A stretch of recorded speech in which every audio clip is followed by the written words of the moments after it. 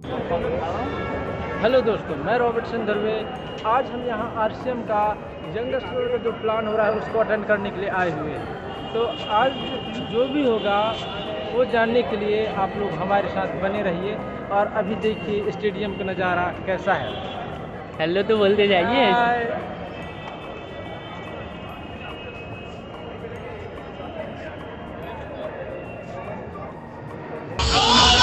सब कुछ मुझे आरसीएम ने दिया।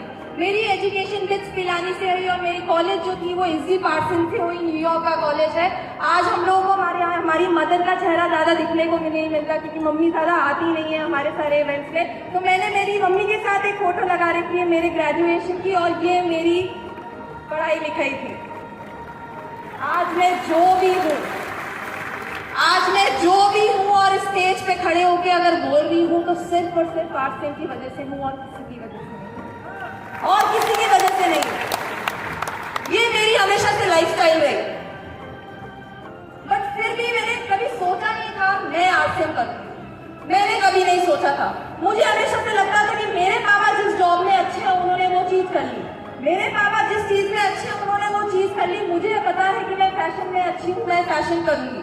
इसलिए मैंने फैशन कम्युनिकेशन की डिग्री ली और मैंने बॉलीवुड में नौकरी। मुझे पता है मैं जहाँ पे नौकरी करती थी ना, बहुत सारे लोगों का ड्रीम होता है।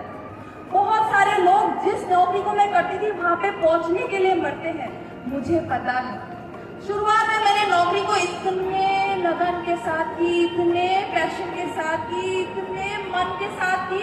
वो लगन और पैशन मेरी जॉब में मेरे पास ला नहीं था, क्योंकि रोज सुबह मैं 8:30 बजे उठती थी और रोज घर में 3:30 बजे आती थी। ये मेरी लाइफस्टाइल बन चुकी थी।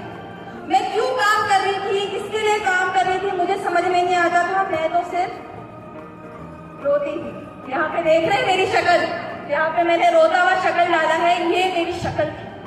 मैं क्यों काम कर रही थी मुझे पता नहीं था।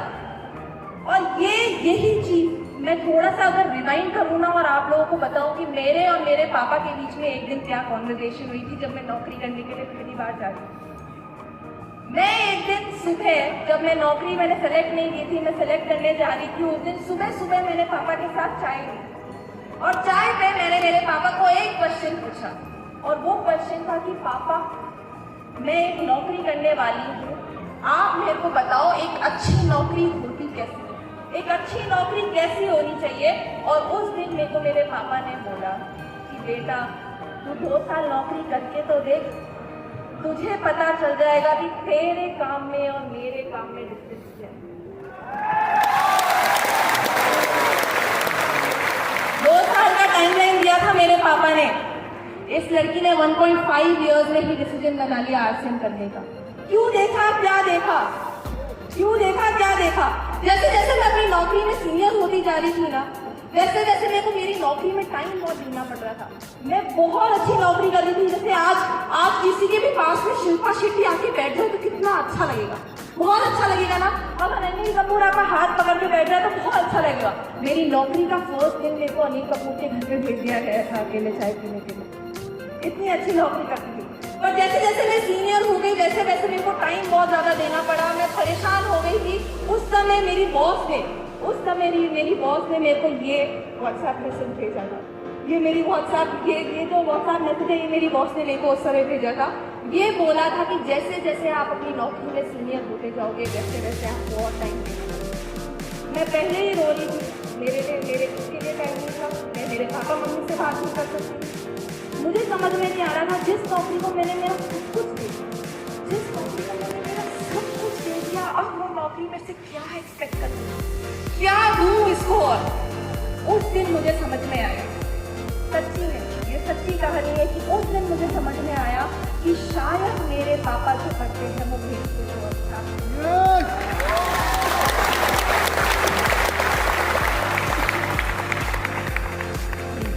ये थी मेरी स्टोरी। मेरी नौकरी ने मुझे क्या नहीं दिया, मेरी नौकरी ने मुझे टाइम नहीं दिया, मेरी नौकरी ने मुझे सिक्योरिटी नहीं दी, मेरी नौकरी ने मुझे रिस्पेक्ट नहीं दी और मेरी नौकरी ने मुझे स्किल नहीं दी। बट मेरे पापा को आरसीएम ने क्या दिया? मेरे पापा को आरसीएम ने दिया टाइम, वो सिक्योरिटी जिसकी मैं भूखी थी। मेरे पापा को वो रिस्पेक्ट दिया आप लोगों ने, आरसीएम ने वो रिस्पेक्ट दी और वो स्किल दी।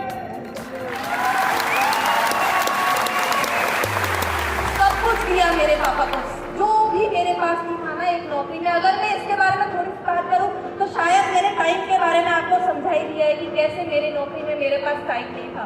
पर सिक्योरिटी मेरे लिए सबसे बड़ा रीजन था कि क्यों मैंने नौकरी छोड़ी। मेरे को मेरी बॉस क्या हर बात पे एक बार प्रियंका चोपड़ा आई। प्रियंका चोपड़ा आप सब लोग जानते हैं, सब लोग जानते हैं। जोश थोड़ा कम हो गया क्या? Very good. प्रियंका चोपड़ा का नाम आप सब लोग जानते हैं। प्रियंका चोपड़ा एक बार इंडिया आई थी और वो है ना स्टेज पे आके उसको कुछ बोलना था।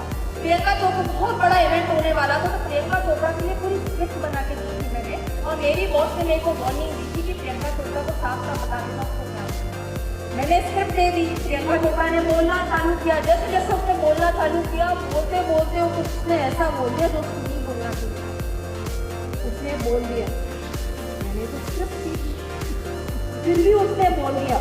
और वहीं पे सबके सामने इतने बड़े ऑडिटोरियम में मेरी बॉस मेरी टर्न करके चिल्लाई और बोली कि कैसी लड़की है, तूने ऐसा कैसा कर दिया। जब मैंने तेरे को वार्निंग दी थी उसके बाद भी तूने ऐसा कैसा कर दिया, मैं तेरे को फायर कर दूंगी। और ये मेरी ही बॉस नहीं है, सब लोगों की बॉस है। सारे बॉस होते ही ऐसे खड़ूस करके, सारे बॉस हर बात पे मेरे को फायर करने की बात करती थी। और दूसरी सेंस में अगर सिक्योरिटी बोलूं तो ये मेरा सबसे बड़ा रीजन था।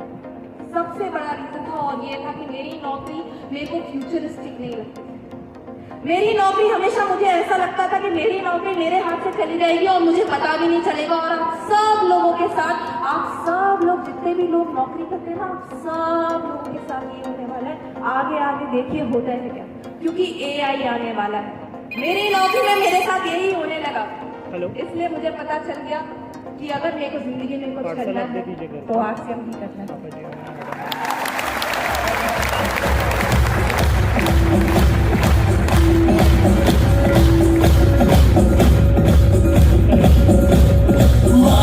हम सब है मालिक मालिक, हम सब है मालिक मालिक, हम सब है मालिक। इसी के साथ मैं अपनी बात खत्म करने से पहले मैं चाहूंगी आप सब लोग अपनी एक बार स्टेज पे, एक बार अपनी सीट पे खड़े हो जाए। प्लीज एक बार अपनी सीट पे खड़े हो जाए और हम एक नारा बोलेंगे, प्लीज मेरे साथ लगे रहिए। बोलेंगे, ये जाता है कुछ ऐसे, लड़ेंगे।